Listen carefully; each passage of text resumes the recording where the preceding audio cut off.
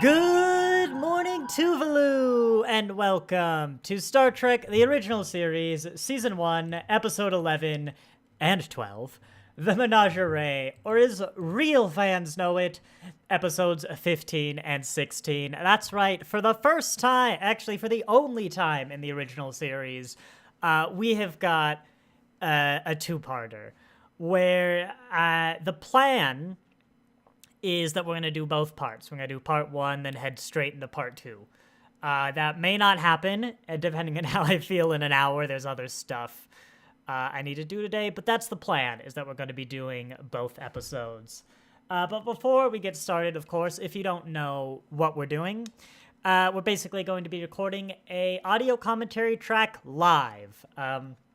For legal reasons, I can't just stream an episode, or in fact the audio of a TOS episode, so it's bring your own video. I will be watching the remastered edition, a link in the description, Paramount Plus, if you don't have the video. I will be watching the remastered edition, which doesn't matter beyond the fact that if I comment on a special effect, I'm looking at the remastered one. They're the same length and everything. It's fine. Yeah. So the Menagerie is interesting, of course, because about 50% of it is just the cage, which was the original unaired pilot. This was actually a budget-saving move, where because they had the pilot, which was, at the time, the most expensive pilot for television show ever produced. I think it held that record for a decent amount of time, but you'd have to check. They basically, to save some money, they're like, how about we use this? Well, it's not got Kirk. It's not like Spock's older. It's clearly different. They can't just air it. So they came up with this, the concept of watching the Menagerie is part of a trial, which is really good. But, of course, 13 months ago, that's right. That's how we've gotten 15 episodes in 13 months. I've reviewed The Cage. I did it already as a watch-along. It's been a year. That's a good amount of time between the episodes. But I think it's still worth doing the Menagerie because there's a lot of new stuff with, of course, quote-unquote modern-day Pike, and loads of context from Discovery, from Strange New Worlds. I think I've seen the Menagerie since watching Discovery. I think I watched it with my partner. I'm pretty sure that's the order that went. But I haven't seen it since Strange New Worlds. And I adore this Pike story.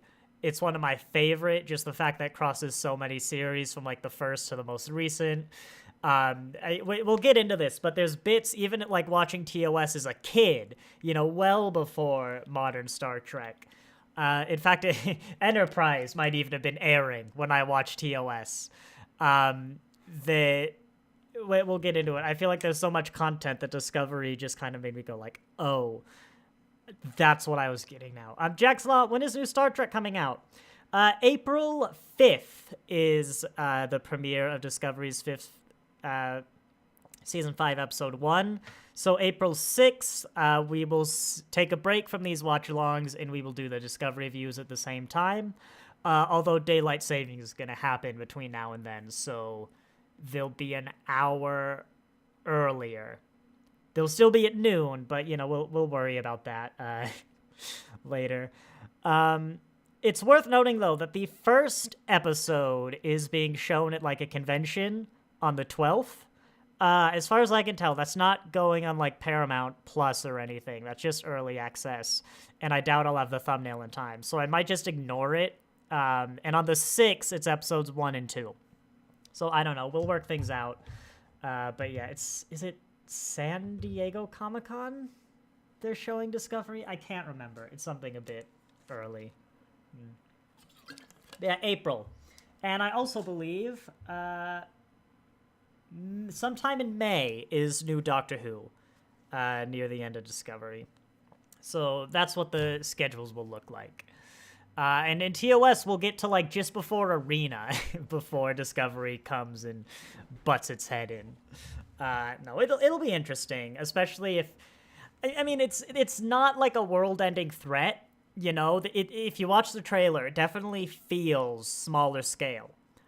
But the trailer is only a few minutes long, and I think they say either this is the most important or like some variation of everything is its stake. This is the highest stakes. This is the most important. A good 7 or 8 times. So it still made me kind of roll my eyes. Like, really? Your whole point is that you're not some big thing and you're using that. But, you know, it did feel a lot smaller scale. It very much had the feeling of an ending, which was surprising because they didn't know they were going to end the season. There is a proper end. They did film something for it. But I almost feel I kind of know where some of the storylines might be going from the trailer. I have theories, you know. Probably should have reviewed that trailer. But anyway, as I said, we've got like an hour 40. We've basically got a movie to get through. And I got some other stuff today. So let's get into the episode. There'll probably be a lot of time to talk over the cage bits. So what we're going to do is, oh my gosh, I forgot to hit record. Here we go. Start recording. At least I remembered to get the instructions this time. What we're going to be doing is a countdown, 5, 4, 3, 2, 1, go. And on go, we're all going to hit play. And I can actually hide my mouse again because I remembered I can use the space bar. All right, everybody ready? Where is my little timer?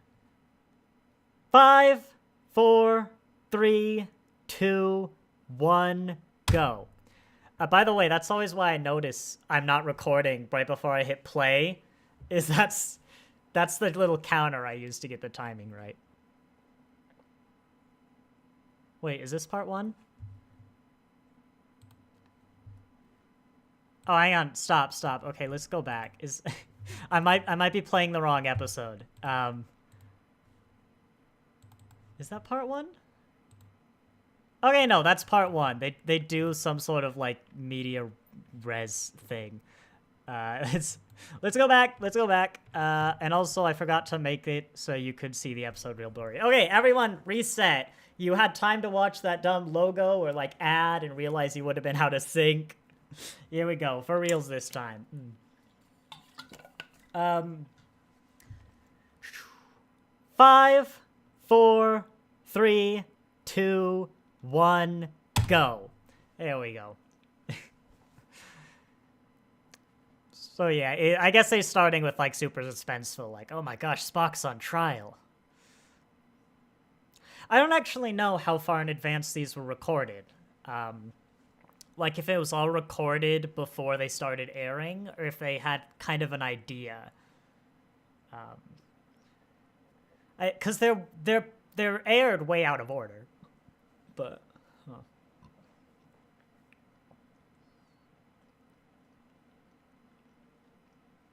Hey, actually, look, he is doing a little log that's not a captain's log.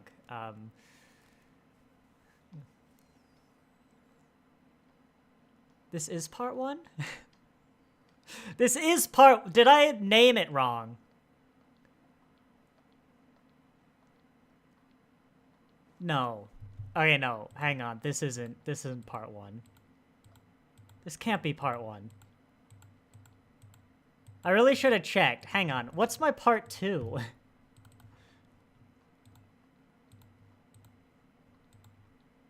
Oh, that's funny. Yeah, I used digital wait, no. I'm sorry, I'm so confused. I'm gonna go to Paramount Plus. Who do you think would show up to work drunk most over the whole run of the show? Did anyone? I think, oh, hang on. They were all rather professional. Jack Slot, are you actually watching along with me? Oh, I don't have Paramount Plus. But that had him, like, beaming down to the planet.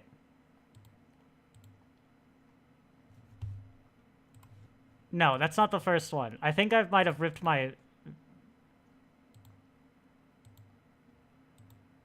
No, this is them going down to the planet. They haven't left yet. This is the start of the Okay, no, my episodes are just named wrong. Sorry, I used digital backups.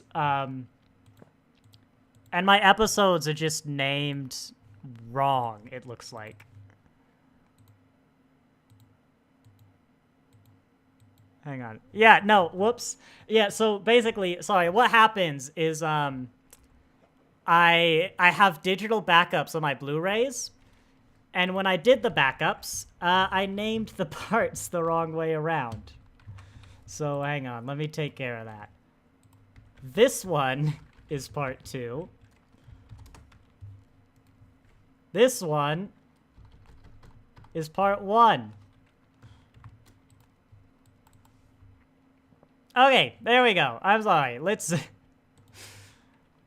do it for reals this time. Whoops-a-doodles, it's fine. It's not like we've got an hour 40 to go through. Okay, for reals. This is part 1. This is actually part 1, isn't it? Yes, this is part 1. Everybody ready? 5, 4, 3, 2, 1, go. Okay, there we go. Whoops. All right, Jackslaw, what have you been saying? Yeah, I mean, sometimes if people do have real unprofessional attitudes, we usually know. I feel like that's something we would have heard about.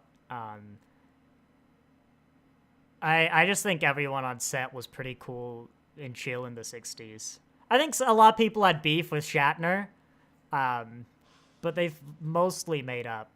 I don't know too much about the behind the scenes of the 60s. Okay, this is part 1. There we go. Yes. Sorry about that, everyone. I might start double checking that the episodes are actually named correctly in the future.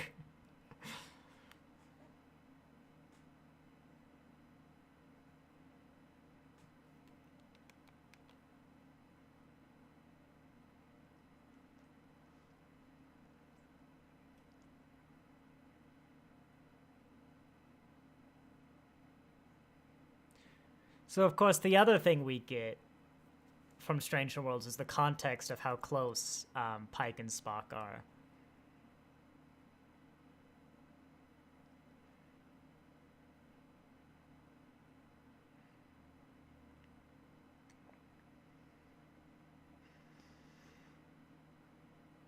Also, yeah, it's a good thing I've seen these episodes before, because I would have been so lost watching part 2 first. Oh yeah, I forgot. There's another TOS. Crumple that up, throw it in the bin. Who cares about canon?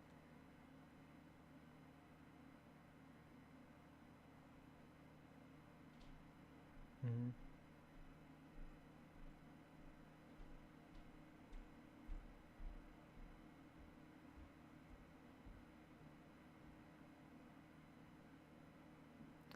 I didn't remember that whole story being in TOS, but I do like the I just love this story. I think it's real interesting across all the shows. I mean, this was still a good set of episodes without Discovery, but yeah. I remember thinking as a kid as well, something about that face right there that the actor does for like the entire show, because of course he can't move his face. I just always felt as a kid that there was just something behind the eyes that was really hard to define, like some sort of almost knowing acceptance. And I don't know if it's intentional or not. It fits for like, he's just kind of like, oh, my life is that I'm now stuck, paralyzed, and the only thing I can say is like yes or no by beeping. That's not the best life. But after Discovery, I remember as soon as it was revealed that Pike knew this was gonna happen, it was just like it's like that's what I see, and still every time I see the face now, it's just like it's the knowledge that he spent a good decade knowing that this would be his life, and then he finally caught up with it. Like, he's like, the day's finally come. I'm now in the beepy wheelchair for the rest of my life. Which, yeah, let's just set aside how, we could give him a lot more mobility and control today, and you can do a lot more than yes or no with that beeping light. Like, you could teach him Morse code. That's the naive solution. You could do a whole bunch of stuff you could beep once for A, twice for B, 3 times for C. Like, you could get around it. But that honestly might be my favorite thing Discovery has ever done. Which isn't saying a lot, but there are some good things I like about Discovery. Was revealing that Pike knew his fate. I really loved that.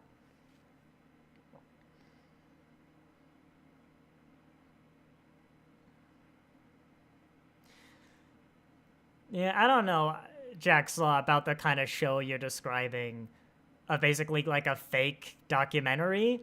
I feel like you could easily just more do damage to like the actual actors and stuff. Well, I do like Doctor Who has something like that. It's called the Five-ish Doctors, where the real actors who play like the 5th, 6th, and 7th Doctors basically try to get a part in the 50th anniversary special. It's a fantastic documentary, and it could work. I don't know. I'd be concerned of a show like that.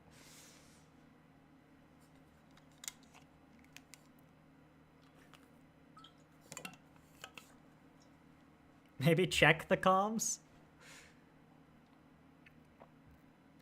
I mean, it is weird in production order that, yeah, literally the last episode the records are altered in court martial.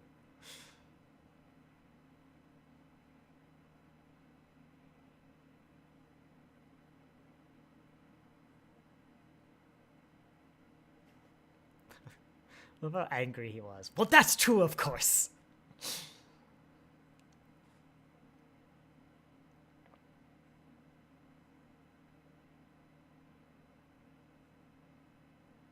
I don't like that line.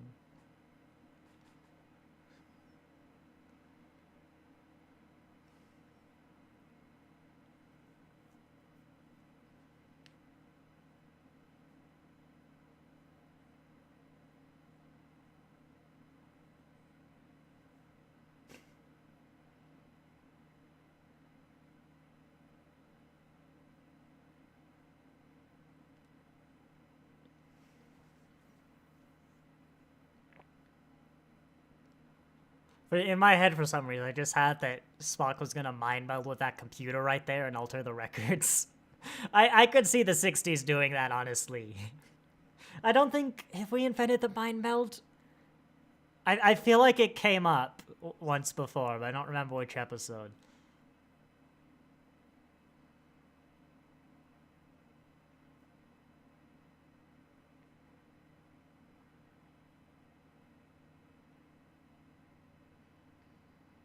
Jaxlaw, I think you might enjoy Star Trek intakes from Ryan's edits, where he takes outtakes and puts them back into the episode.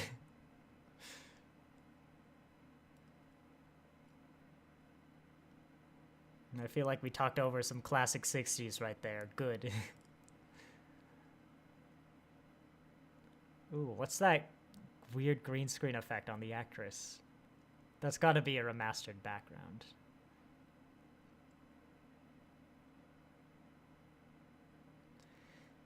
Look, this Vulcan has taken over the Enterprise like 3 times already, Kirk.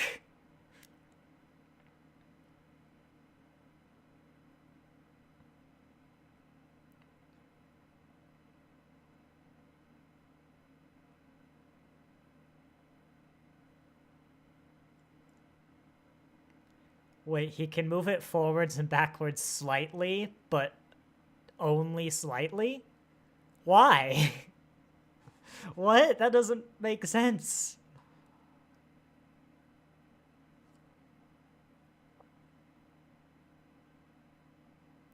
So this episode, I think it's probably good to address it now, is it has some problematic undertones, or heck, not even undertone. It's definitely got some problematic nature of like you could argue it's an episode that because Pike is wheelchair bound, his life is over now. That Pike can't live a full life because he's got a disability, to put it in the simplest terms. Which is definitely a fair criticism. And I think there are a lot of lines, like some we just had, where the guy was like, he's being kept alive by machines, which really do lean into that and really do give the argument credit. They're just bad lines.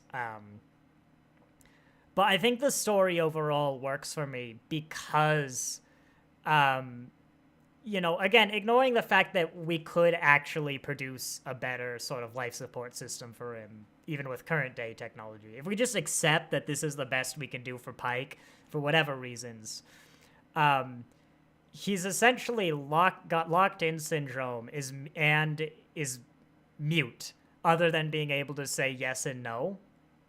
And that is a very limiting life. Sure, you can still live a good life with that, but I think if we then cheat a little bit and look at Strange New Worlds and stuff, Pike can't live the life of a Starfleet captain. He just doesn't have the capabilities. He can't give orders. He can't speak. He's simply not mobile enough. And I think that's the real tragedy, is that the life Pike wants to live is denied from him. And yeah, I mean, I can still enjoy it despite the lines that are problematic and stuff. Because to me, it is those like lines that are problematic and not. This isn't the Paradise Syndrome or whatever it's called.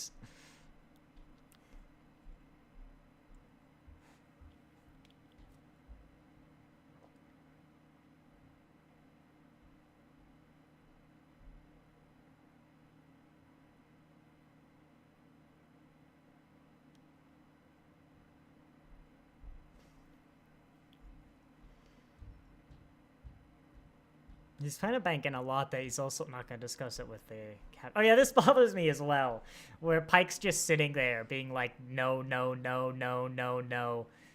You think he's telling someone into check. I don't know.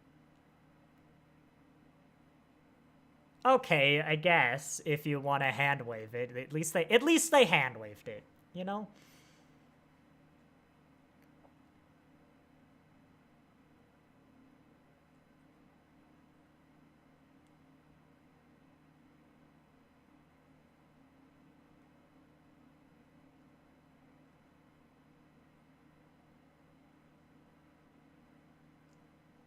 I don't know. I feel people probably can reach in. Because he's aware of his surroundings. No! God! I'm sorry. It's just, it's a particularly egregious, like, God, there's nothing we can do. Okay, even if he can only blink once or twice, right? He can't blink, like, 26 times. What you do is you arrange all of the letters in basically a tree. You say one blink is left and two blinks is right. And you can do this in a few ways. I'll do it naively. You just say, like, A is the top. And if he doesn't blink... Well, no, you say A is at nothing. You basically say, if you go left, that's an A. If you go right, that's a B. Then if you draw the tree down, out of A, you can go left to C and right to D. Off B, you can go left to E and right to F. And you can basically build the whole alphabet like that. You can do the... You can do it a lot more cleverly than that. But this is something we knew about in the 60s. It's like, there are a lot of ways you can do it. Wow.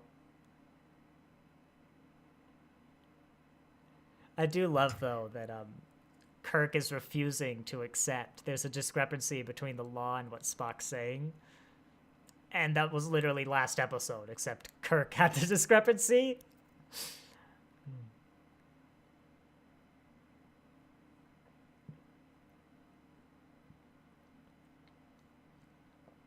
You really should get up there, though, Doctor. I know I hate you, but,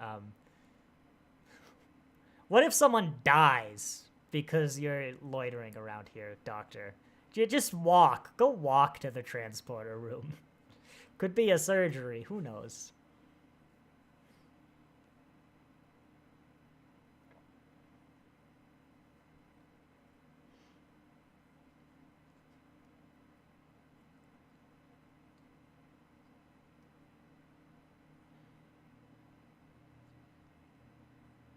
Which is bizarre, but, you know, we've been over this so many times.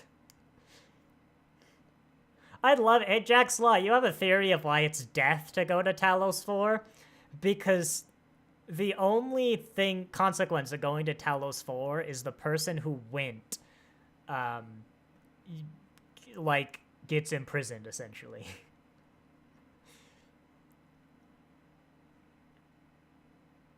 If Talos would have, like, invaded the Federation, that's fair. But, you know.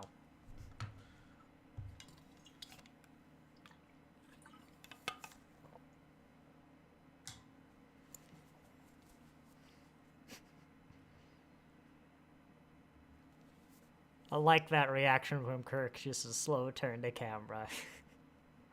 It's like, Captain, what do you think we should do? Captain. Captain. Captain? Wait, is my mic? Hang on. Yeah, I thought... Okay, no, I am using my mic, not my headphone mics. Sorry about that tapping.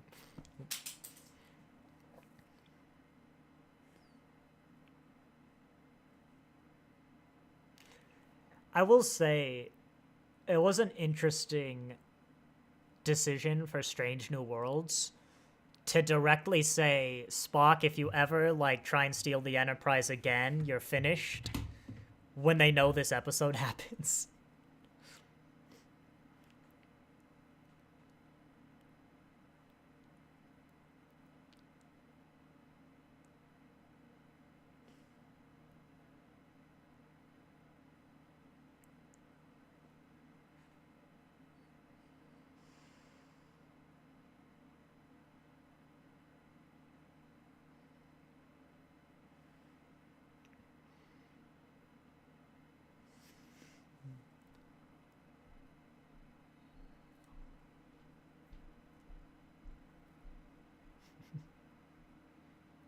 There is someone on the ship who needs him. That's fair.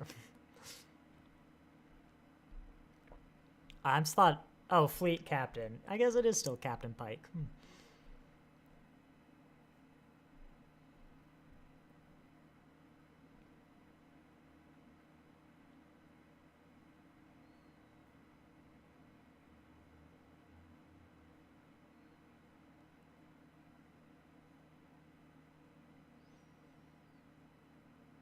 Wonder if they ever explain how he did that. I mean, obviously, you know, you could probably fake a William Shatner voice now if you wanted. That's good enough for a human. But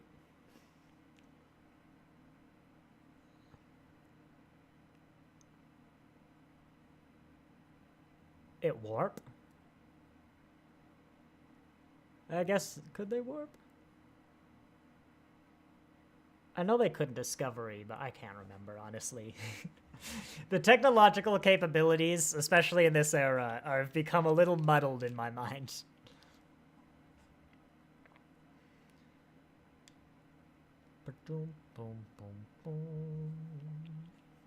I really like the stars in this episode. I think they're an improvement on the previous ones.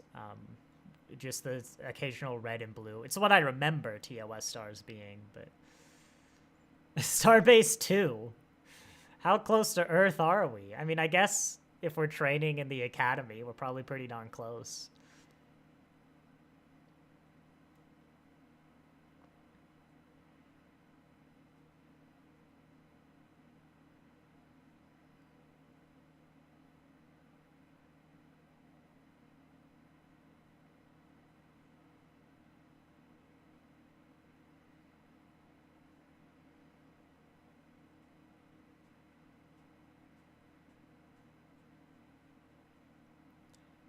$63? I don't know, you got like 13% extra.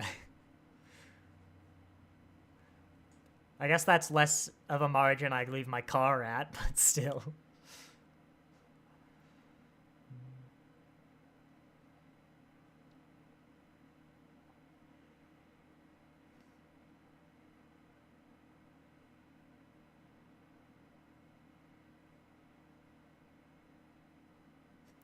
Like, I was just doing this on the bridge where anyone can hear him.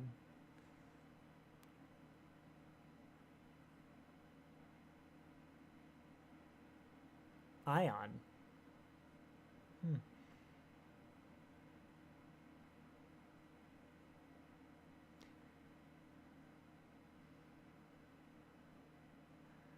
I think ion propulsion was some sort of, like, mystical gamma quadrant technology in about 100 years, so...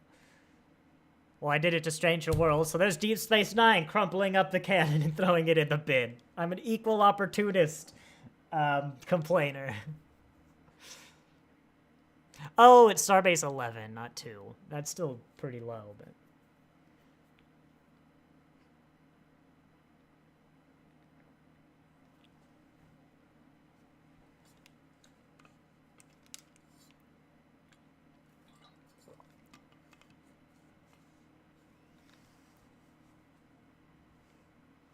I've always wanted to die in a shuttlecraft. My favorite episode of Enterprise is Shuttle Pod 1, after all.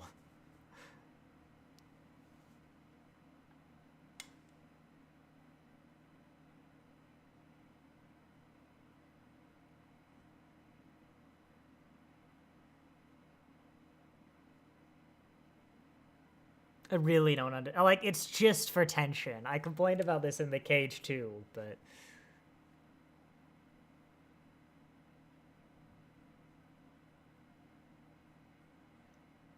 Wait, was the... No, the death penalty wasn't in the cage. It was introduced in the Menagerie.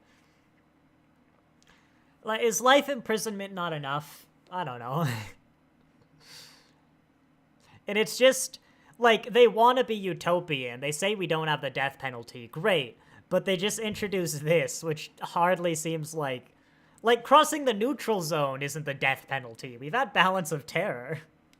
And that actually has serious consequences for, like, the galaxy.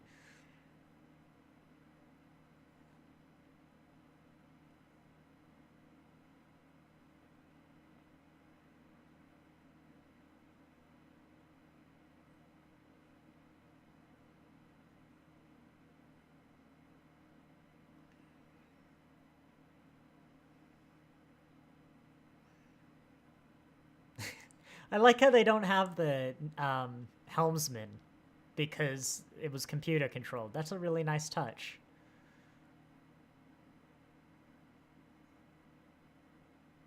Screw you, McCoy. Or Uhura, for that matter.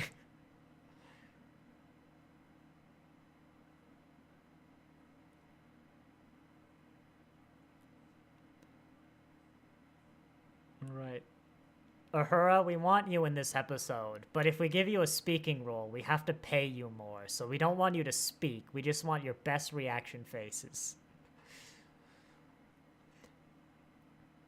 I don't know if that's true. It's probably not for an actual main actor, but she hasn't said a word yet.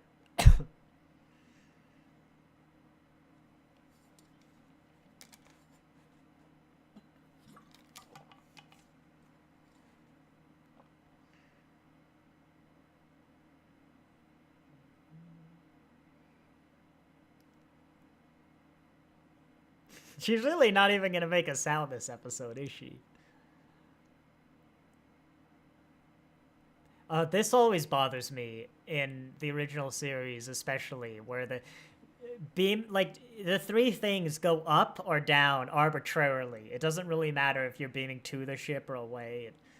It really bothers me.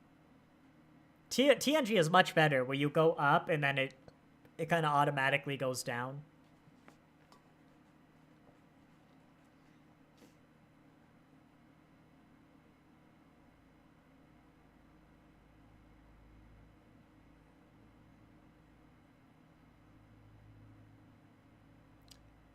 there's Scotty to go. I like that. Oh, hey, Ahura's talking.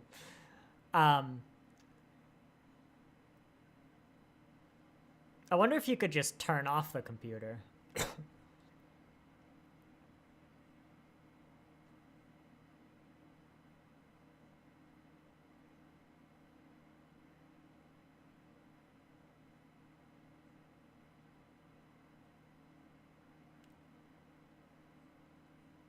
I mean, I was literally gonna say, no, it's TOS, so if they turn off the computer, the life support will probably just end in 2 seconds, because, you know, that's how they build these things in this century, god dang it, but, you know.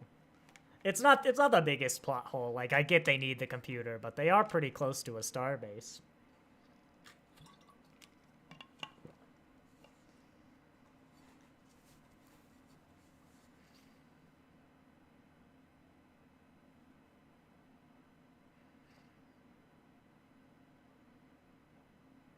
Because we have nothing better to do.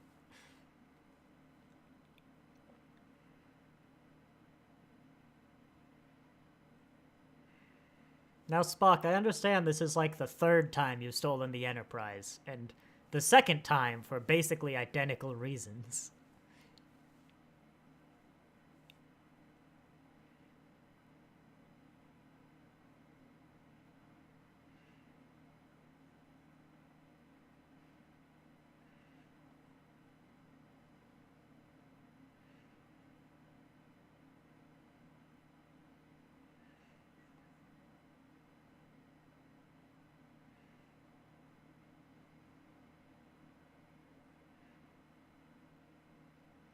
I mean, as I said, there are some problematic lines.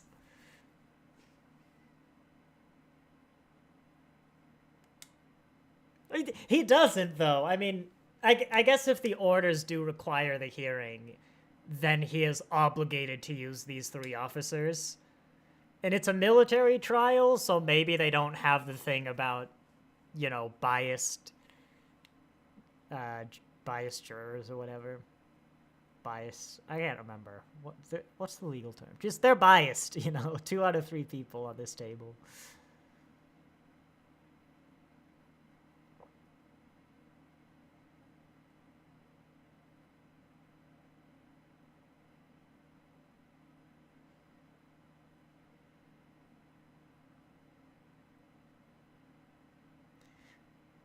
You know, I think I've just realized why not just make this public? I mean, the classic Binar, you could have said no, but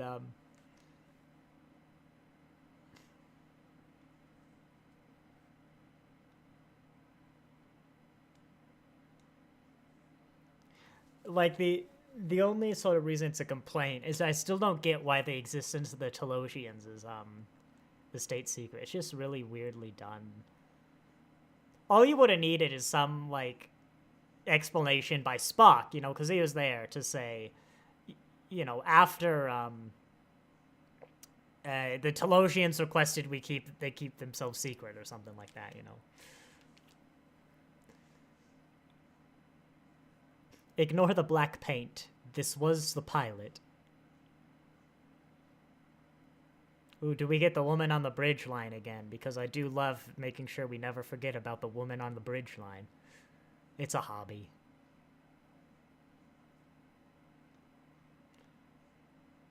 Actually, you know what? That would have been amazing, and we definitely would have done it if, like, this was a Discovery episode where, oh my god, train of thought. Come on. Yeah, where they include that line and they just have Kirk and, like, everyone in the room just look at Pike, and he just, I don't know, he beeps, like, to no or something.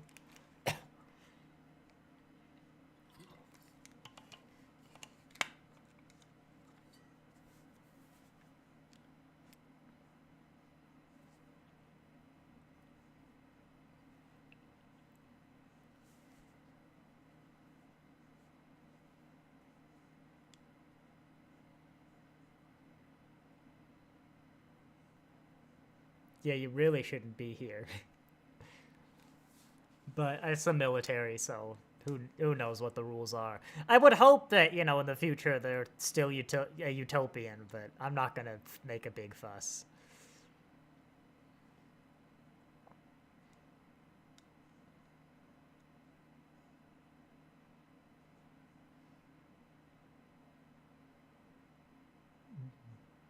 That was probably a real expensive effect.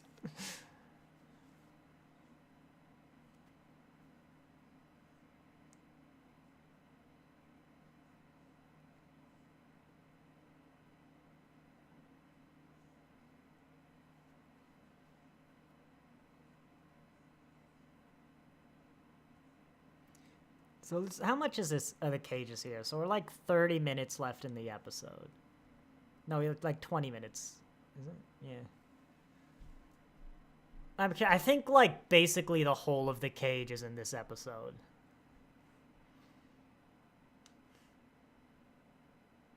No paper, Ensign. What do you think?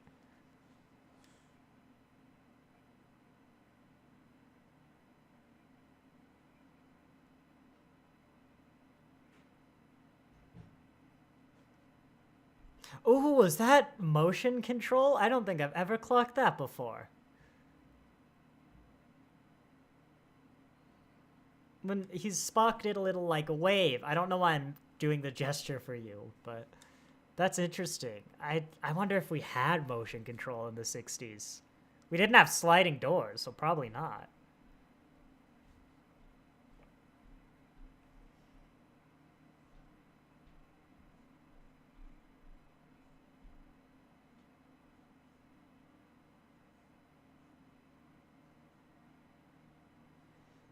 I mean, I guess you could always circle back to Talos and pick up the injured crew.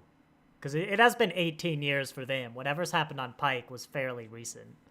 Is those civilians just walk by the set. Probably made that joke last time.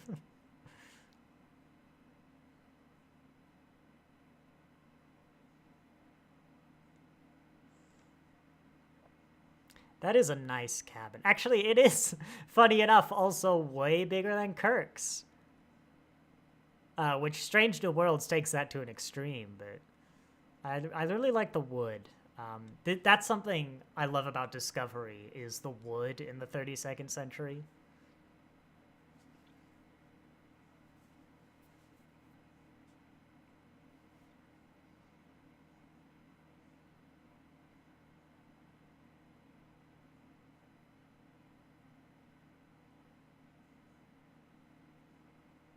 Yeah, an 18-year-old distress signal.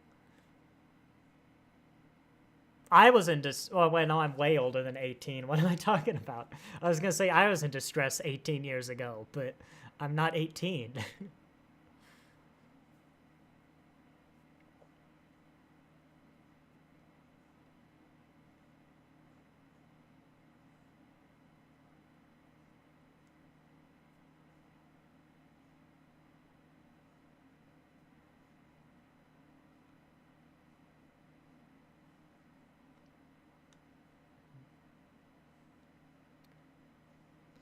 God, M'Benga is a great character, but I'm just wishing we got Dr. Boyce in Strange New Worlds with Jeffrey Combs.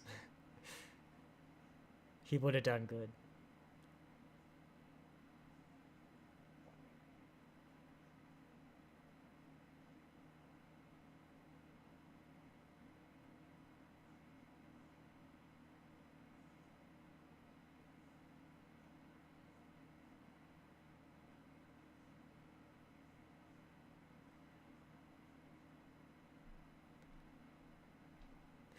I'll have to see how much more the cage goes into like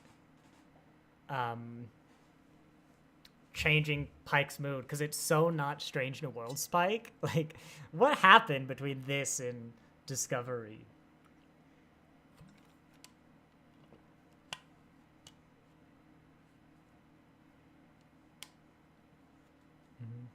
Sir neighs a lot, I remember.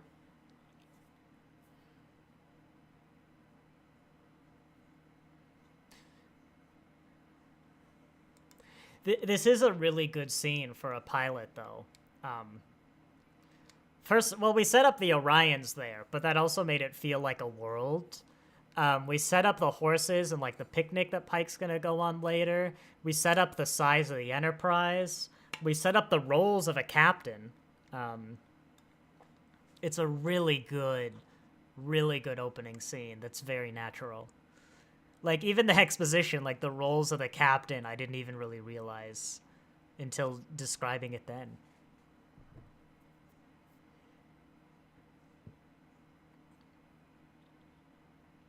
Ooh, they changed that noise. I didn't like that. That's too long.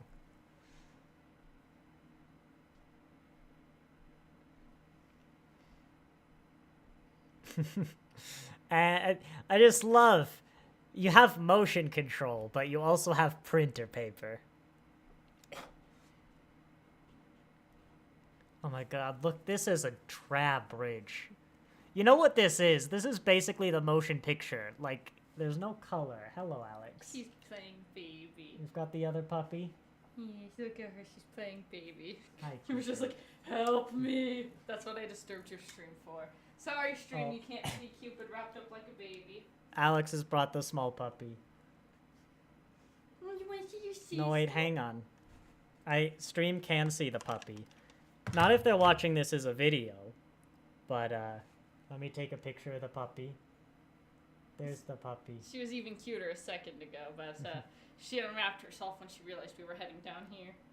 Alright. Then if you go to my community tab, it's like March 2024 if you want to really scroll. Puppy. There we go. Now you can see the puppy. Unfortunately for her, I do this all the time, and she hates it. Okay, I saved you now. Bye, stream. Bye, stream.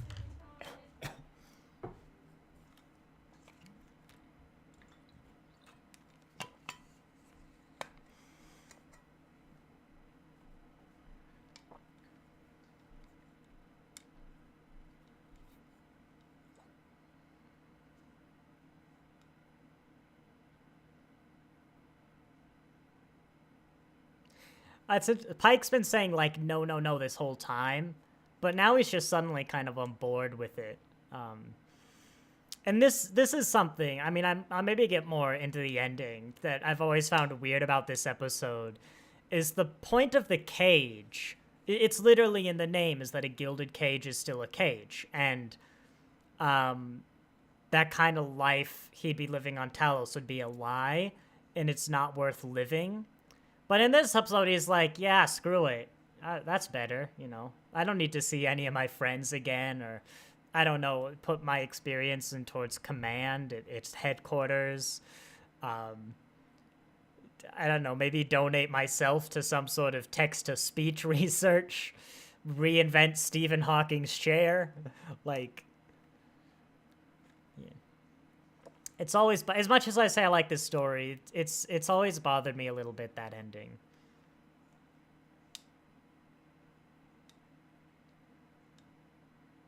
Ooh, laminated paper.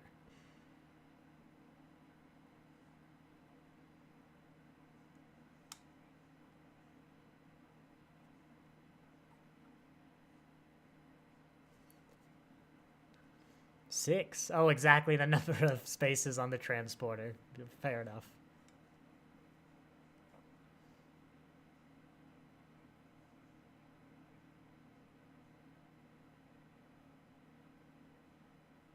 It's the opposite of the Picard-Riker relationship. I mean, it's the same reasoning, but... That line does work a lot better, though, when it's not followed after I just can't get used to a woman on the bridge.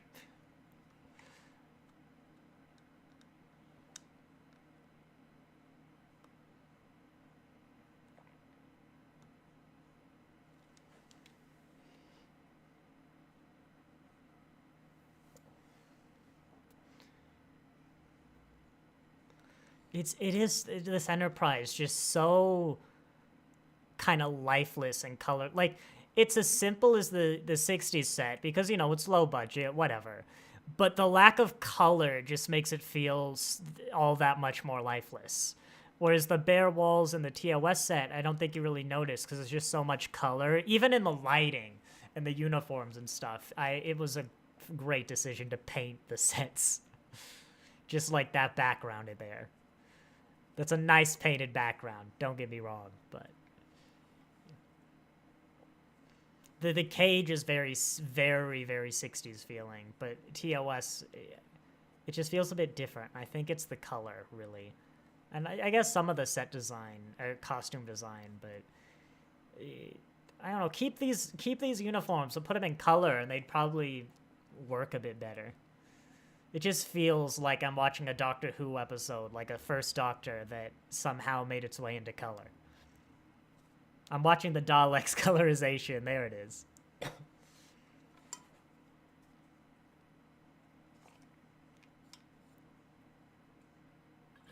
Oh, and here we go. If you look closely, right way, it's coming up. It's coming up. There you go. Those few frames right there. Those were the only frames that the writers of Strange New World Spock actually ever saw before writing the character. True fact there. It really shows.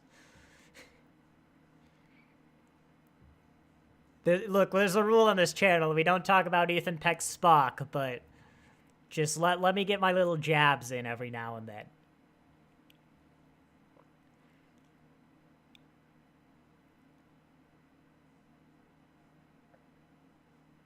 I do love the sound those plants make, though. Like, the sort of eerie, desolate, mysterious sound.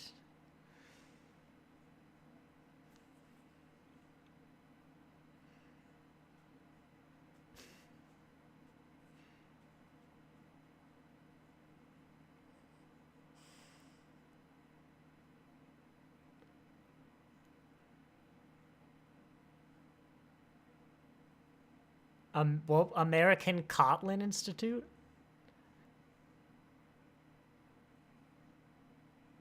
Let's just brush that line off, you know. Let's ignore the time dilation. I saw an interesting thing that, you know, warp means we don't have to deal with time dilation, but at the sublight speeds, friendly reminder that that frame is being displayed on a monitor of the Enterprise. Oh, come on, let me see that. Monitor on monitor. Come on. But yeah, sorry that... what's it? Impulse, that's the word. At Impulse, they would have time dilation, and that's true. But if you do the math, it's really, like, negligible on the human scale. You just have to, like, sync your clocks every now and then, which they do in the show. So I always thought that Impulse was fast enough that they probably have to generate some warp field, whatever. But you actually don't, and you're not really going to notice, even over, like, a lifetime of service. You won't really noticeably drift. As far as a human's concerned, you know, your computer's going to notice. But I always found that interesting, and it helped the world build so much more. That like, oh yeah, and the time syncing the clocks makes sense now, and all that stuff.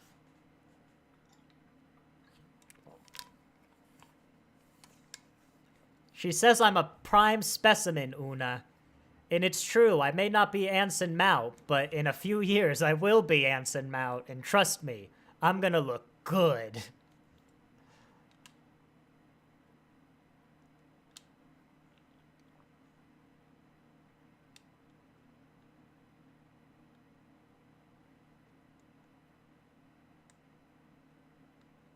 Cardio. Of cardio. She just jogs in place.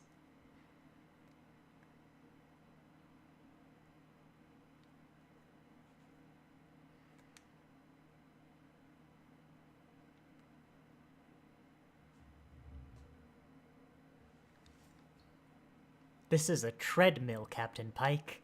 You run on it, but you don't go forward. You lose so much weight. It's magical.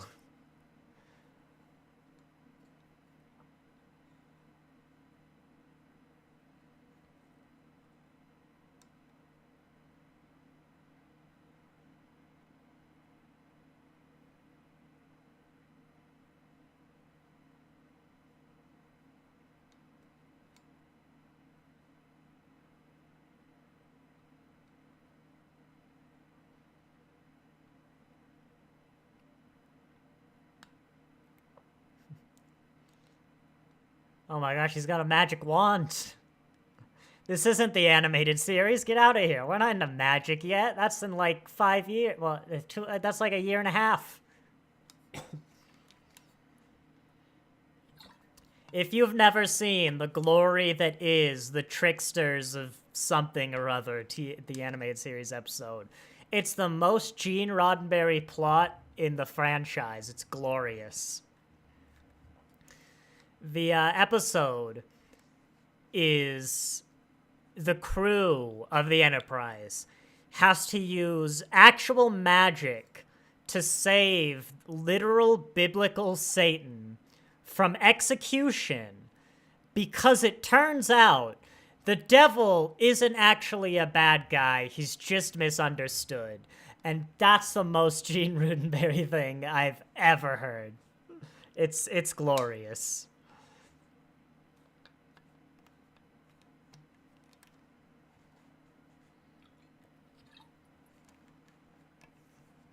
Yeah, there we go. We've had a long time since the court case. I mean, we are saving budget.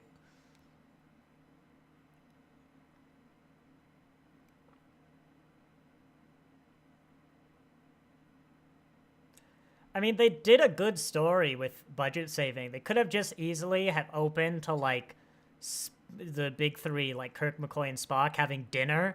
And Spock's like, have I ever told you about that time? You know, but when Pike was in charge of the Enterprise. Sorry about that.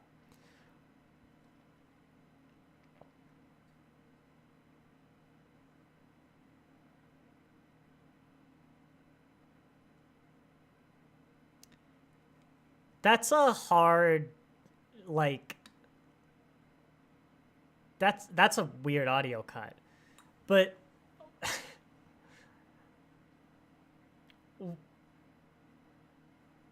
what is that law? Like, imagine if there was a law that you would be put to death if a fire truck drove by your house. I'm like, how am I supposed to deal with that? You know? What if Talos just sent a signal to Earth? Like, on all frequencies, and so everyone with, like, a radio picked it up. Do you blow up Earth? Is that the solution?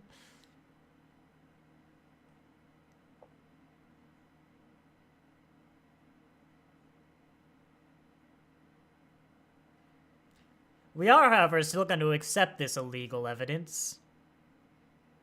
Here we go. That's how the Commodore can get out of this, is the evidence is illegally obtained and therefore admissible in court, surely.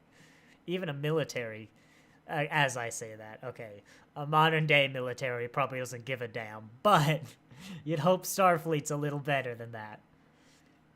I know it's not in this era, but I'd expect Roddenberry would want it to be better, you know? It's so fascinating to analyze the 60s view of utopia, and especially Gene Roddenberry's view of utopia, because there's so many seeming like little contradictions, or like we're utopian, but the military's allowed to be the dystopian nightmare that is the United States military. And like, we want to not have the death penalty, but we're gonna have it for this very much not the most horrible crime you could commit, where the only victim is the one who committed the crime.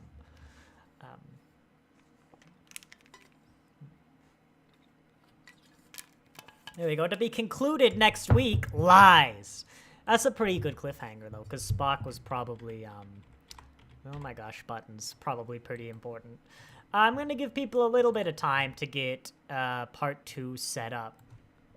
But I think, yes, we will go straight into part 2.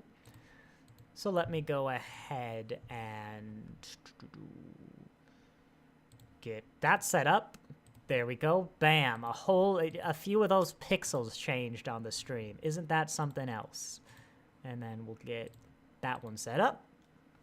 And actually, I think I'm going to do a brief intermission and fill up my water bottle, and then we can start again. And I closed engine hums for streams. Engine hums for streams. Where is the original series? Get past the ad that plays. Intermission. Just put that in the chat. And there we go. I will be back in like 10 seconds.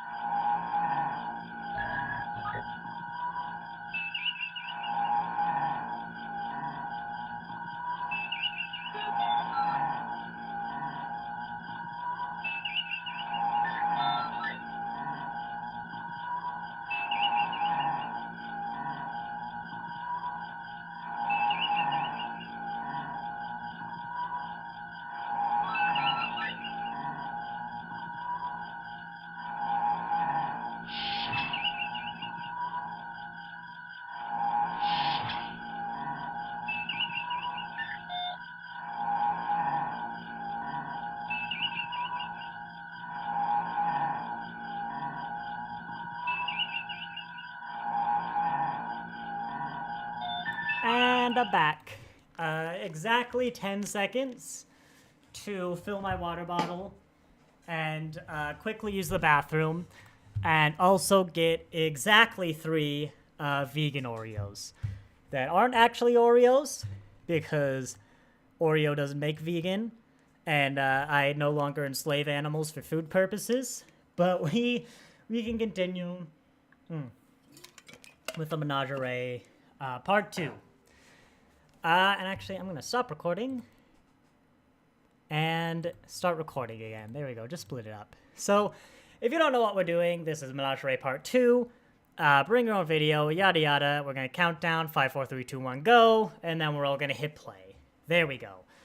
I'm out of breath. I went too fast. I'm out of shape. I'm going to eat my Oreos and think about having to set up VR. My vegan Oreos. People on stream, on recording should know that. Very important fact.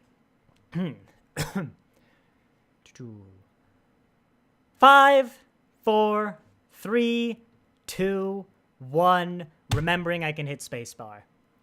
There we go. And here's the bit that we've seen like 2 times already because I messed up which one's part 1 and part 2.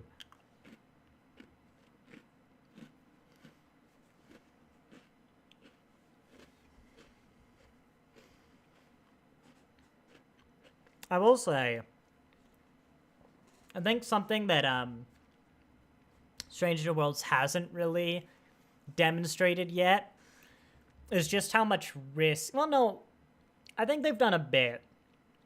How much risk, yeah, Spock would do to send Pike to Talos, especially against his will. But I think Stranger Worlds has done a great job of him spending like 10 years trying to figure it out, you know?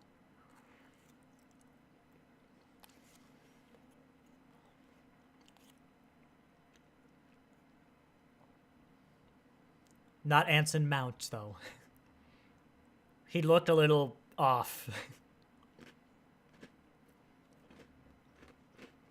No, hang on. What about the Columbus or Columbia or whatever? What are these Oreos? Back to nature. That's what's printed on these Oreos. They're good. They're good vegan Oreos.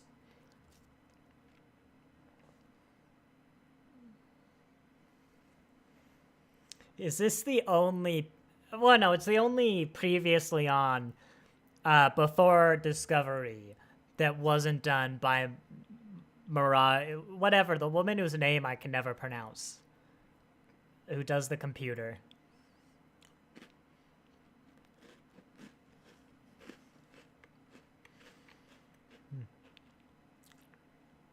Naturally, I eat Oreos the right way, where I kind of separate one of the cookies from the frosting, and I eat that to get at the frosting. Then I eat the frosting, then I eat the last cookie, because I guess you're not going to throw that away, you know? And that's how you eat Oreos. Everyone knows. That's right, there's something universally true in this world, where if it has a crust, it's the bit that tastes the worst, right? Not even food, you know? I bet the Earth's crust tastes a lot worse than the other bits, you know? Because, like, the mantle and the core, that's just metal. That's not good. That's just metal. But the crust has got, like, dirt and, like, random garbage and stuff on top of it. It's, like, where all, like, the pollution is. You know, you don't want to eat that. Pizza crust? Awful. It's the worst bit. And the worst thing about crust, right, is that it's almost always saved for the last bit of the meal. It's like, you eat this good, like, pizza or whatever. Then you gotta eat the dumb crust. Even, like, stuffed crust. They know crust is the worst, so they're trying to make it as least crust as possible. But it's still the worst bit of the pizza. It's just better than just crust. Because, you know, if you put ketchup on, like, a pile of garbage, it's gonna taste better. But that's not because the garbage is good. It's because you put ketchup on it.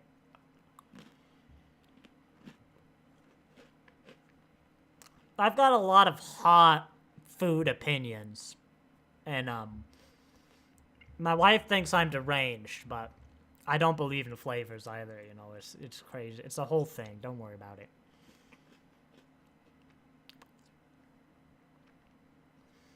So it'd be, I guess we're probably doing the rest of the cage to, like, the whole episode.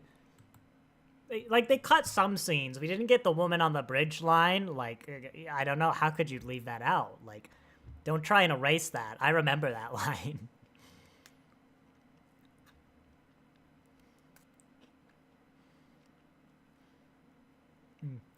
This cookie doesn't want to come off the frosting. There we go. This is the last one.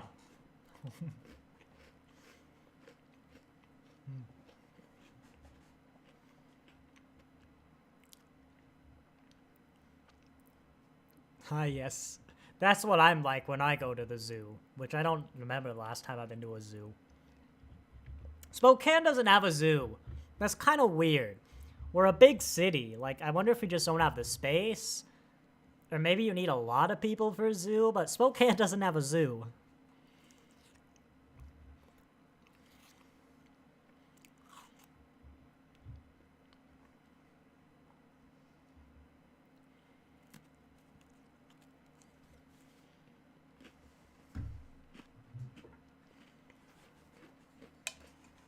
Well, to be fair, he didn't see the camp disappear.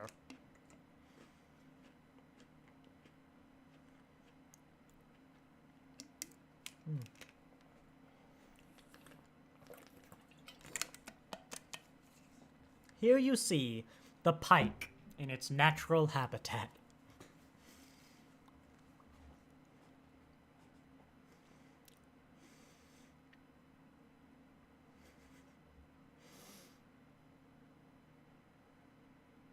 Ooh, that's a nice effect, especially for the 60s. It almost feels digital.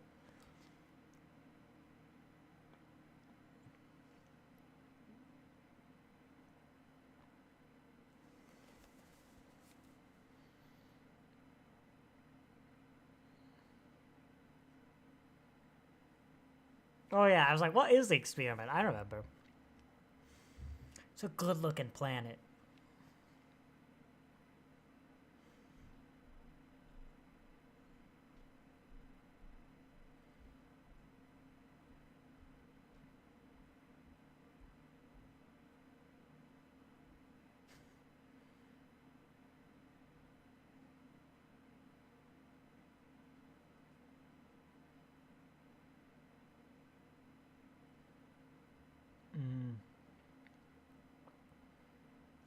Yeah, really.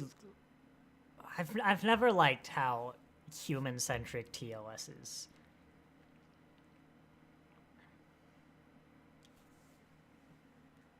Like, I've never liked how human-centric a lot of this franchise can be in general. It takes till Deep Space Nine for someone to point out that they're not human with Ezri's, like, I must have left my spots at home. God, I love Ezri, and I loved Ezri 10 times more when she said that.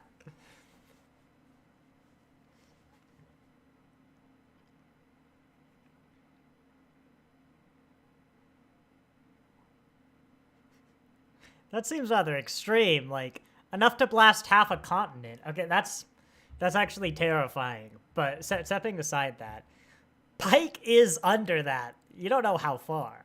You could easily, like, blow him up.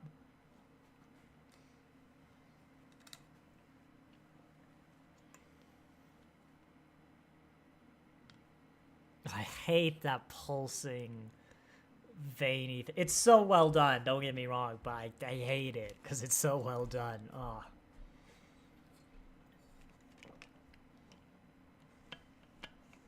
Unlike that transition. Oh my goodness, you can't see the blurry episode.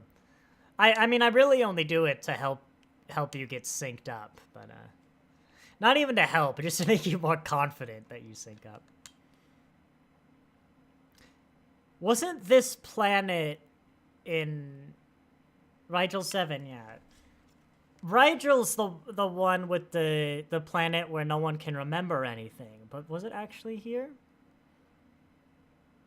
Rigel, go to Memory Alpha and look up the Rigel system if you haven't done it before, because it is, it's a busy system. But yeah, you know, that is the planet with the memory planet. Memory Alpha will tell me. Among the Lotus Eaters, there we go.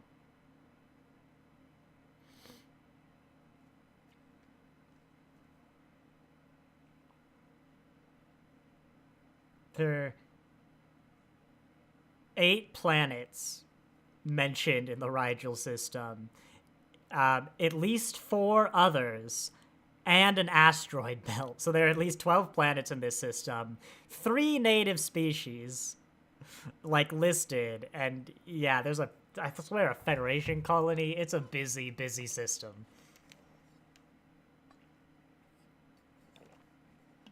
I want more of that in Star Trek. I've always wanted a story. Not even necessarily Star Trek, but a really long story about 2 civilizations that are roughly equivalent in technology, but evolve on, like, Earth and Mars sort of planets, like 2 habitable planets in the same system that are neighbors. Because they'd probably know of each other since around, like, you know, the equivalent of the Renaissance period, but they'd have centuries before they'd actually be able to reach each other, and I think there's a lot of story potential for something like that. And I love ones like that explore the whole, like, lifespan of a planet. Let me just get adjusted. You can still hear me, yeah. Like, I guess like that about Star Trek, where there's a good 1,000 years of history. Yes, with some holes, but that you see, and you really get a good feel for a lot of these civilizations, now they change. But one of my favorite episodes, what's it called? God, it's the Voyager one, where they find a planet that spins, like, crazy fast. And, so time moves very fast on that planet. And Voyager gets, like, stuck in orbit, of this planet at, like, their Stone Age. And it basically becomes, like, a god. And it causes earthquakes. Like, the natives, the star appears, and it causes earthquakes and stuff. And that civilization eventually, we go see it from then until eventually getting, like, more advanced than the Federation. And, like, they're able to see that the star is a ship at some point, and then they, like, try and get there. I just love stories like that. And the Orville had a similar one. Well, basically the same premise, but they beam down to the planet and like accidentally become gods. I've always loved stories like that. I can't think of a bad one. And again, this is one where it's like just the scale of Pike, I guess, where we're jumping around his timeline. Or, Vulcan Romulan reunification is a similar thing. I've loved stories like that. I think it's probably why I love Enterprise Vulcans so much. Is just how much depth and change they added to their history.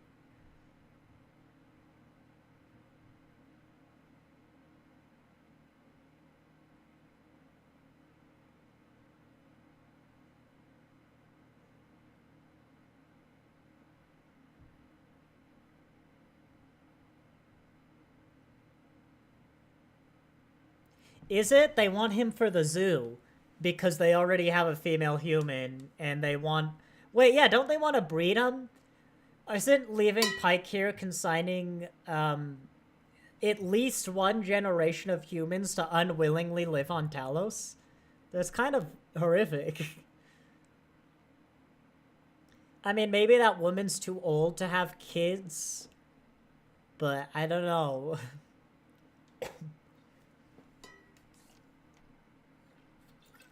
It's only been 13 years. That she can't have been that old.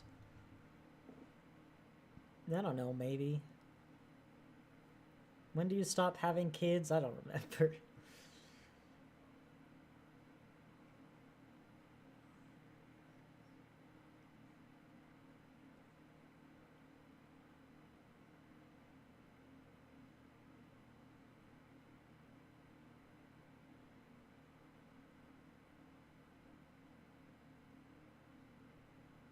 Metal fabric. That just sounds awful.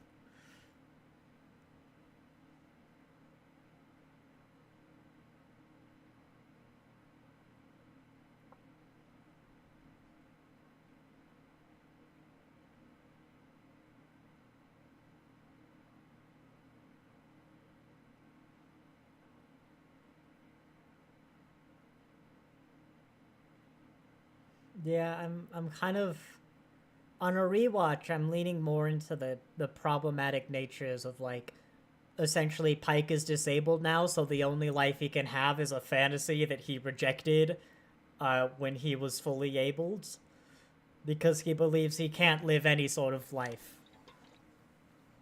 And there's always been that weird aspect, even in like Discovery, when he sees this woman later. It's like he really wants to be with her clearly, but he also has a girlfriend. Um, like he presumably did in Discovery, given how close they are in Strange New Worlds at the start. And I don't know. I think between the Discovery going to the future and the start of Strange New Worlds, he wasn't exactly in the starting a relationship kind of mood. Um, but yeah, he I guess ends up with her. Like if for all we know, that woman Pike likes is probably gonna die. It almost seems like she exists to die. In fact, she might have died, and I forgot. Did they rescue her? I genuinely don't remember. But that doesn't explain how he acted before she dies. I'll tell you, she better die, or like they break up, because otherwise this ending just becomes so much worse.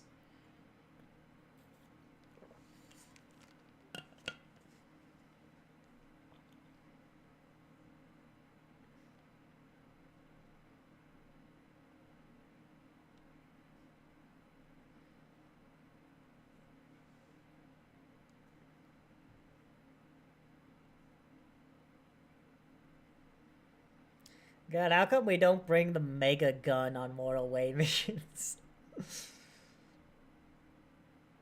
I mean, I don't know what mission we'd need it for, but I just feel I want it. That that's the mission.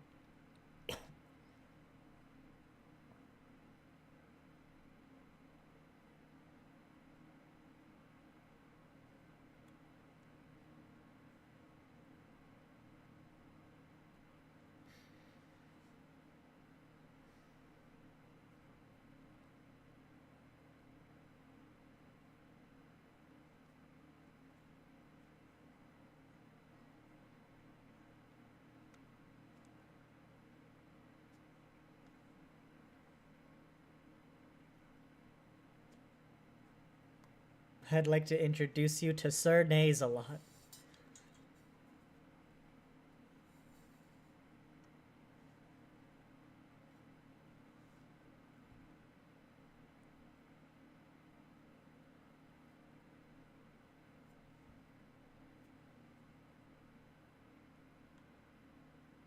Yeah, that's a Gene Roddenberry answer.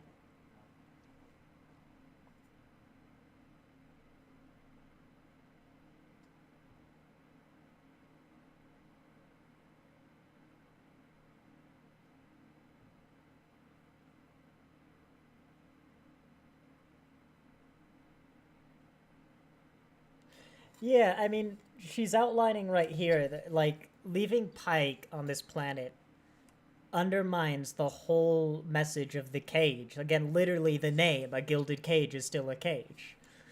And it's like, Pike, this is now the only life you can have.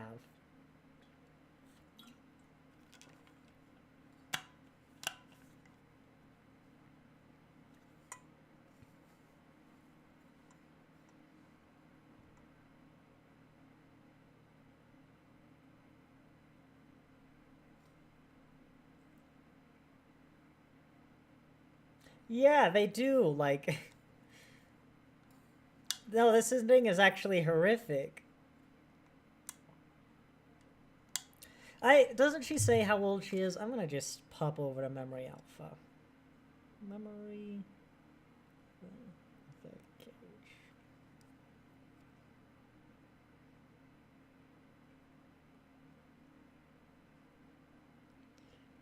Yada yada. I don't remember her name. It starts with a V. I can't spell it. Telepathy. Vina. Memory Alpha. Vina.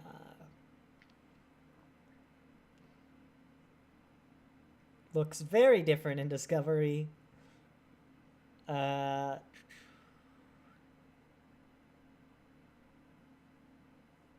in the 23rd century. How old was she?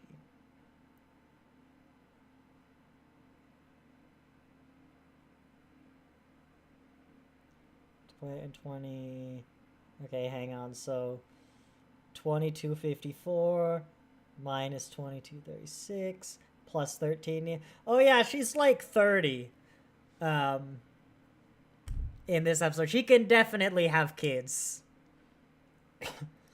And I guess those kids are gonna be zoo animals. And I guess they're probably gonna make those kids have kids of their own.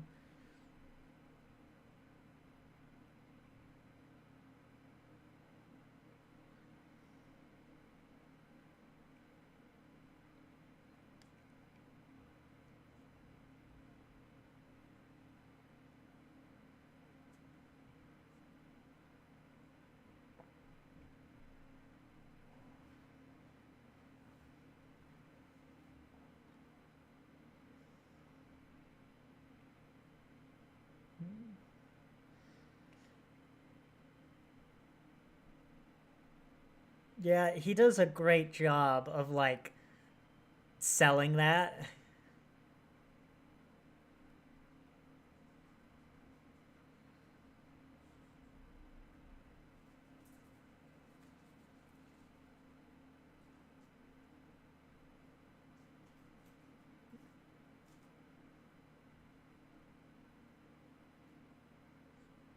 That is an interesting limitation, though. Like, why not?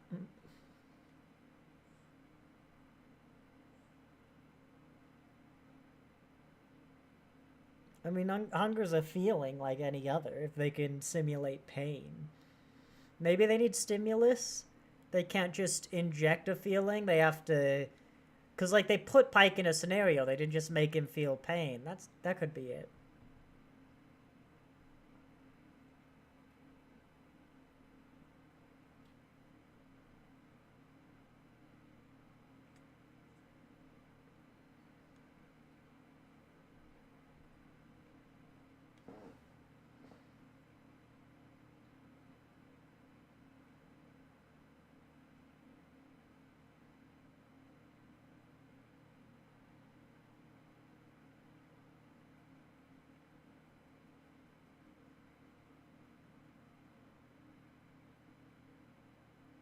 Yeah, that's just their goal. Everyone's okay with it, though. This is the first time I've clocked this, and it's really tanked the episode for me.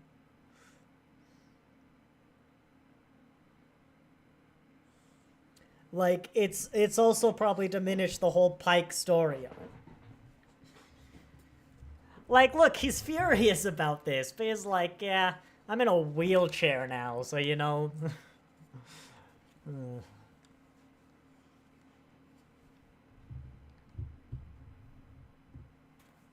here, come here. The pupper wants on the chair. Come on. Come on, you can get on the chair. Come on. Now I know that neither of those are Sir Naze-a-Lot, but I choose to believe that those are actually both Sir Naze-a-Lot.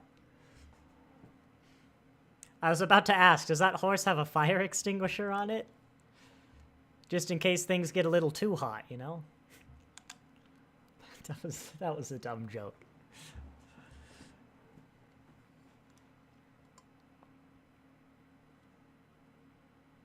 Nope, it's Sir Naze-a-Lot. He's just embarrassed. He doesn't want to say it on the first date.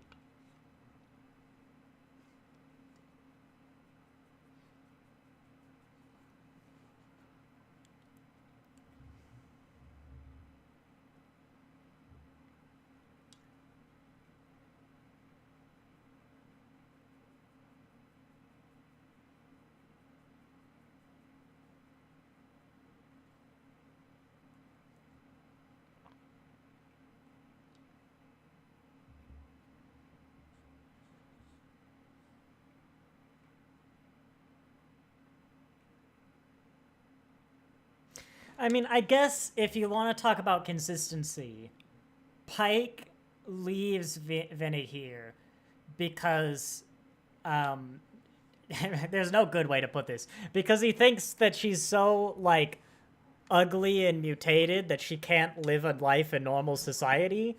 So I guess it's consistent to say that Pike would be so think Pike would think he's so mutated and ugly that he can't live in normal society and come here. But that's just an incredibly problematic message. Like, let's send all the ugly and disabled people to go live on their own because they're just gonna make everyone else feel bad and they can't live with us. That's the message. Yeah, no, I'm getting it now.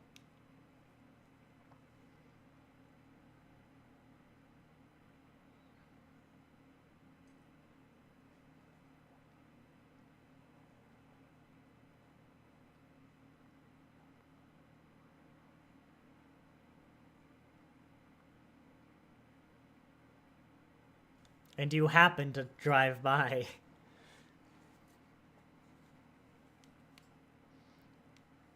Yeah, I mean, I also... It's problematic.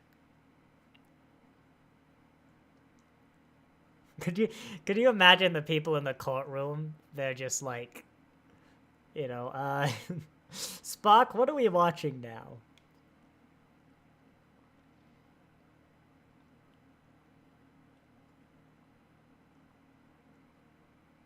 When is Strange New Worlds relative to this? Star Trek timeline. Fun fact, it's got spoilers if you're not familiar with the franchise, but the Wikipedia page for Timeline of Star Trek has the best timeline I've ever seen. Like, visually. The Cage. Oh, it's 4 years. He could have found that girlfriend from Stranger Worlds in 4 years. Like how I look away for 2 seconds and now there's like a dancing Orion slave girl.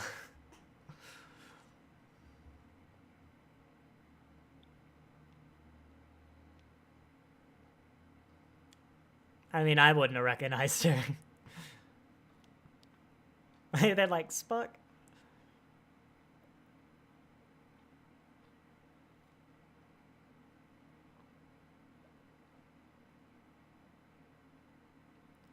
I mean, way to be racist, Commodore. I know we haven't really seen them yet, but they are a spacefaring civilization. Tendi would be ashamed. Ashamed, good sir.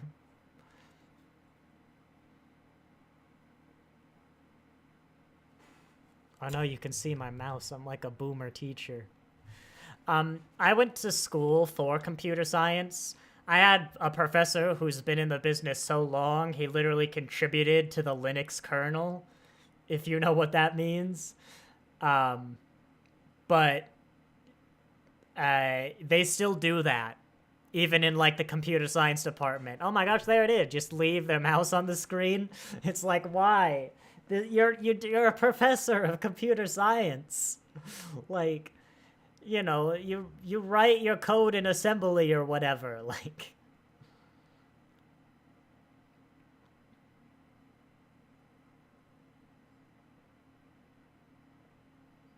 not unless they're disabled, apparently.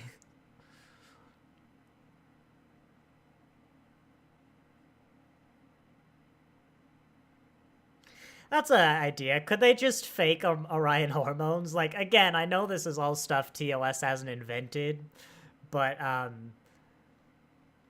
wonder if that would work. Just fake the Orion hormone, or produce them. I don't know.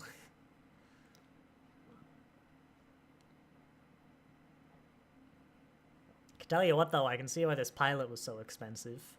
Just like costume changes and the set, like the vast range of them. Yeah, this is an expensive pilot.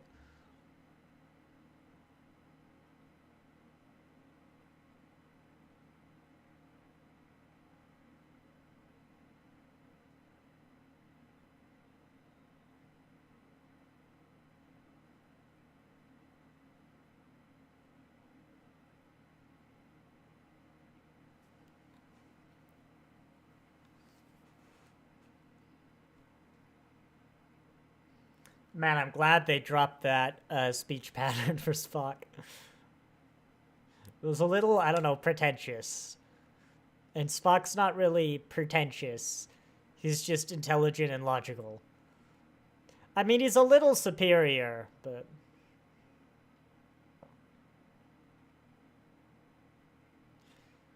You know, it's a bit sexist of the Telosians. Like, why just take the women? Why not also offer Vena other men for is a choice? Or why not just have multiple breeding pairs? So then you could get a few more generations before you gotta do inbreeding. Oh, I think they cut the scene where they kind of established that the redhead is attracted to Pike.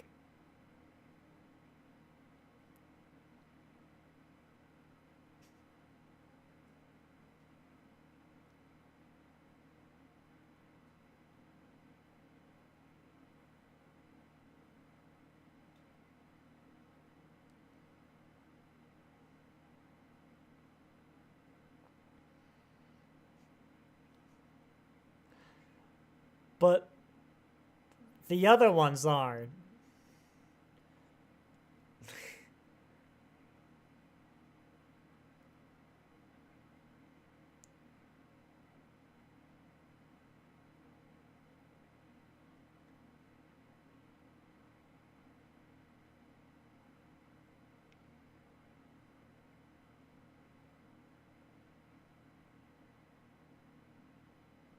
No, it's in applesauce.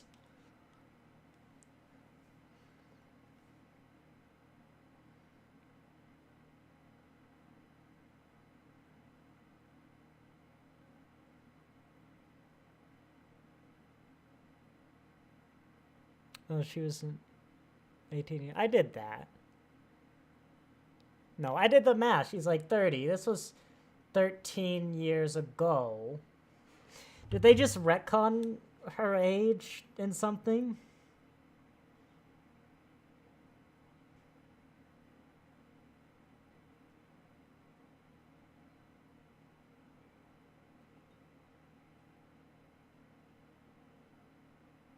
Oh, I didn't do the math to get from the cage to Nat. Yeah.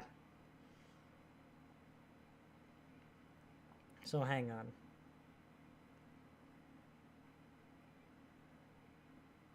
So there's an adult crewman.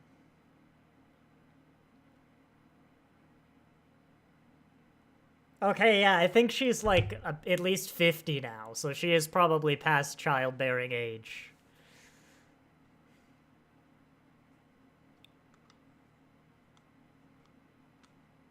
Because adult crewman plus 18 years to get to this episode, plus 13 years to get to the Menagerie, that's 49.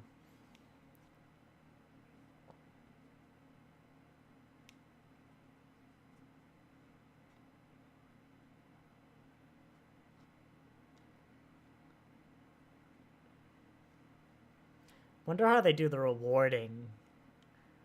They can force pain. I don't know if they can force reward.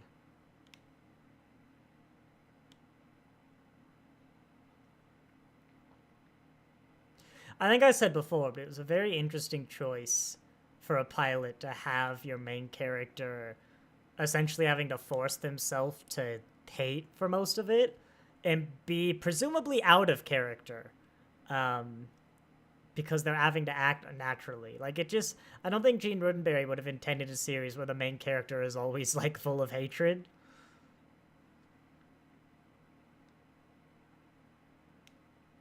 Oh, I see. So that was his plan. Oh my gosh, that's the arena music! That's close to it, at least. That was good. That was bombastic. I liked it. It was like arena dialed up to 11. Ba ba ba ba ba ba ba ba ba ba.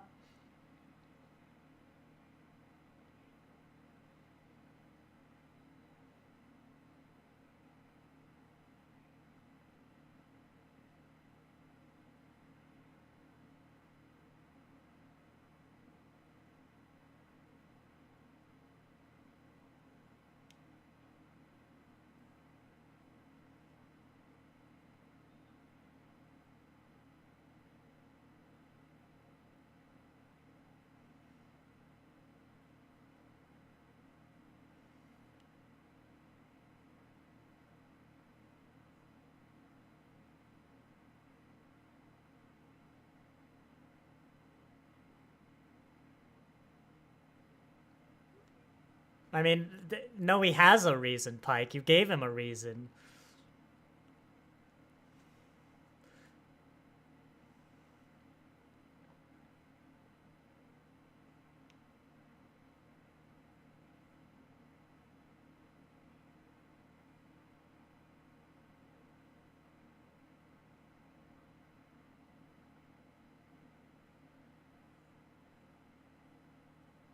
Yeah, that did the trick.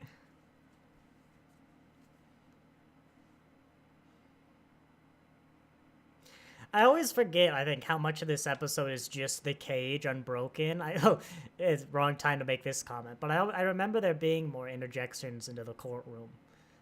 But, you know, it is a budget saving. It's doing its job. Less so if you've already seen the cage, but I don't think they released it until, like, the 80s, well into probably even Deep Space Nine, let alone TNG.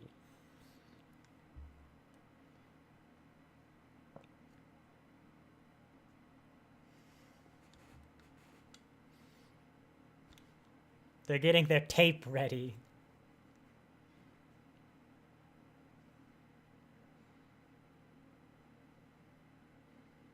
It's like, how, Spock?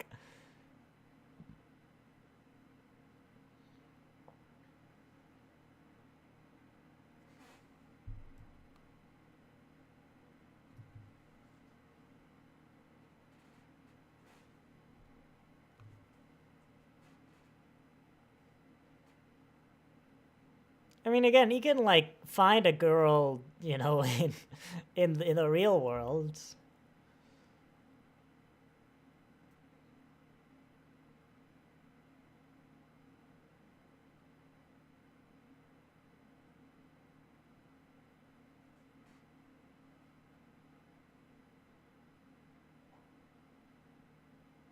I don't think it matters.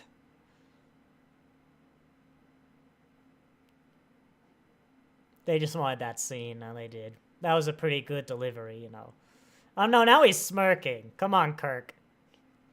That was a really good delivery, undermined by, like, the smirk at the end.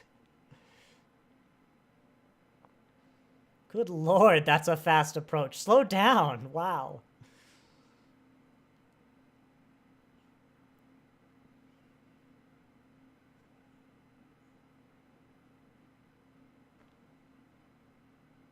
Oh, I remember why they stopped the scene. It's because they're going to reuse that ending scene in a little bit.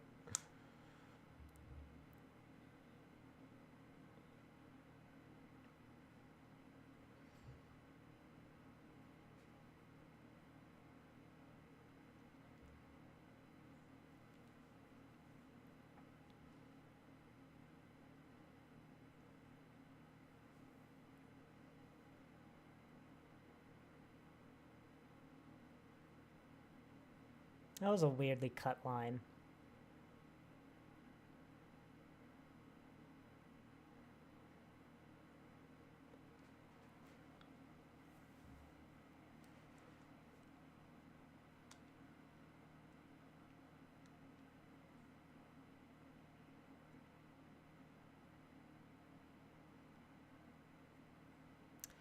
Oh, okay, I guess it was a little different.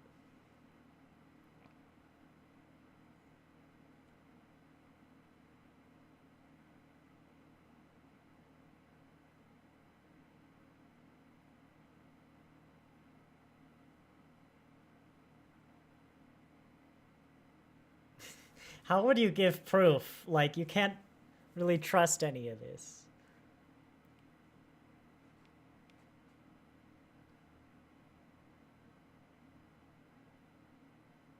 Wait, they were critting a race then. Oh, I guess, yeah. They have basically the slave humans to make the surface livable.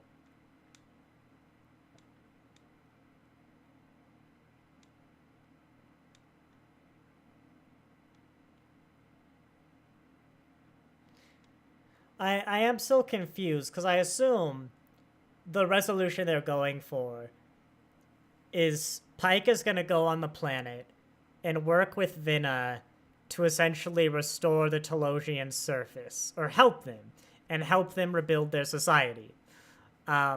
Which, if apparently this is so dangerous it's a death penalty sentence, is reckless. But going beyond that, Pike is still in a wheelchair and paralyzed. Like, the Telosians can make illusions. They can make Pike, for all intents and purposes, think that, you know, he's got his young, fully able body. But they can't actually make him, like, move his hands and stuff. Like, they can make Pike believe he's improving the surface, but he's just gonna be sitting in a wheelchair in one spot, not actually planting crops or like watering things or building things. So Vinna's the only one who could actually do anything here. I guess Pike could help plan. Well, hopefully Spot kind of explains what they're trying, because like, the Telosians aren't giving him his body back, they're just giving him the experience of his body.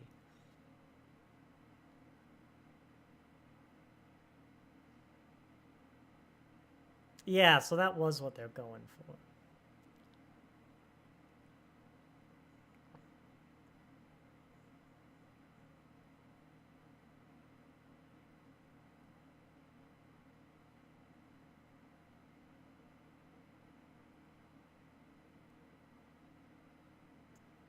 Would it? I don't know that it would.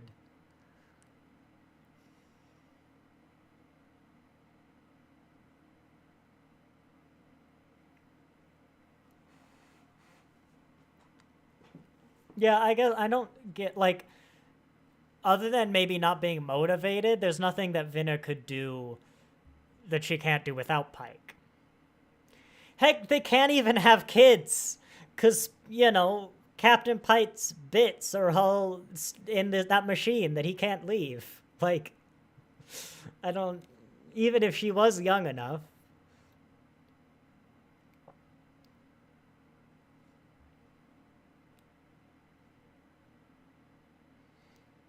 Ah, yes, one at a time, so you can make it look all cool. Oh, wait. No, the woman in front was just frozen.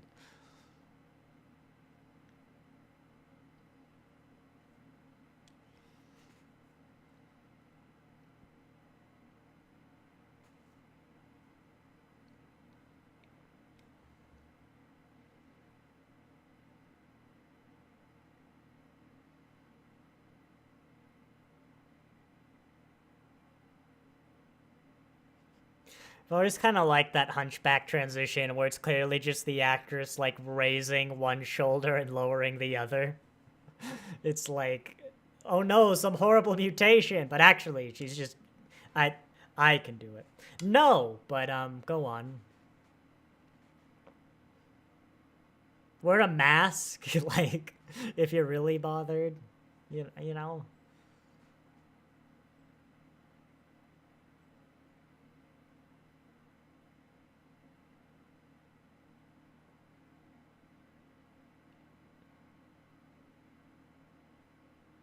Apparently I couldn't read your mind, but...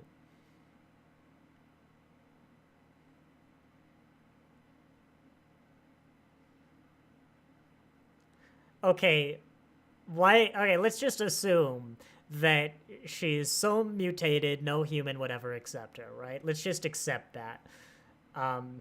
Why not just have her go live with some alien species that doesn't know what a human's supposed to look like? Well, it's because this series is generally obsessed with, like, humankind needs humans. It's another problem I have with the franchise. Not all of it, but it does stick around even through, like, TNG. And yeah, Pike's so concerned. It's not... The Cage is not... I mean, it's a... No, The Cage isn't a good episode. It's got too many, like, actual moral problems. Why did that look like a double for Pike? The transporter, it didn't look like him.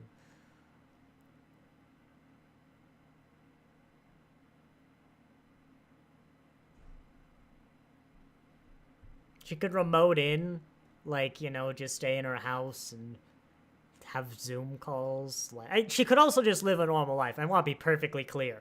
But even if we accept the premise that, I don't know, she's too ugly for society, there are still ways you could do it.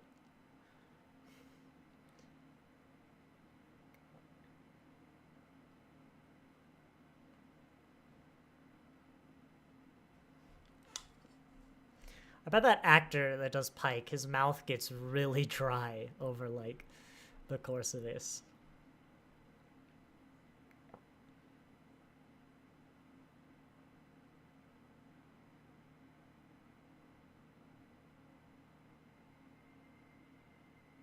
Well, I don't remember that.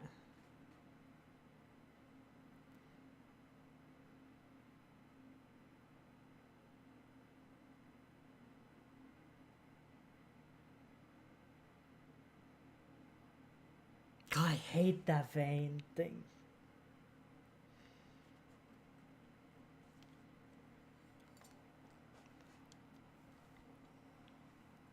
So, Telosians can read minds from, planets away.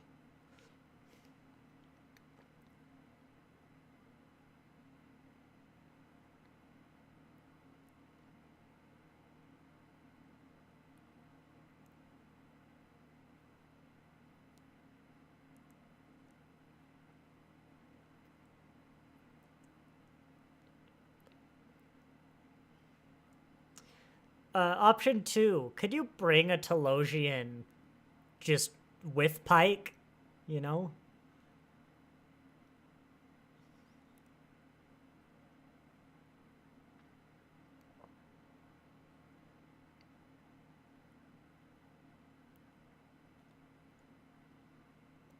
We've all put ourselves to death.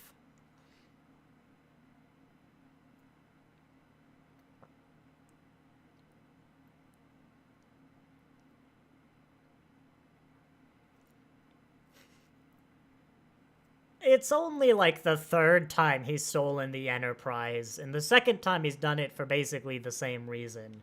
We're gonna let him off the hook. Even though we explicitly told him we wouldn't the last time.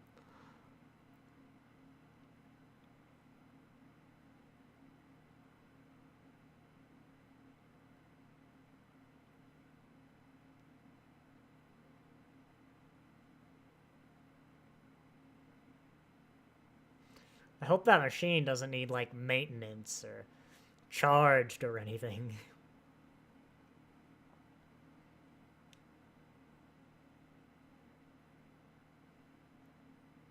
You could also have, like, why not give Pike a Betazoid? Or...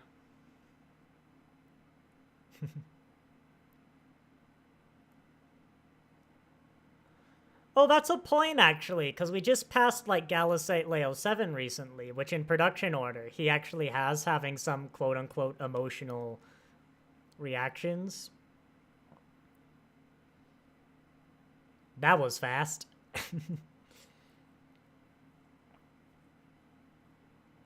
But yeah, like, I think even Vulcans of this era might even...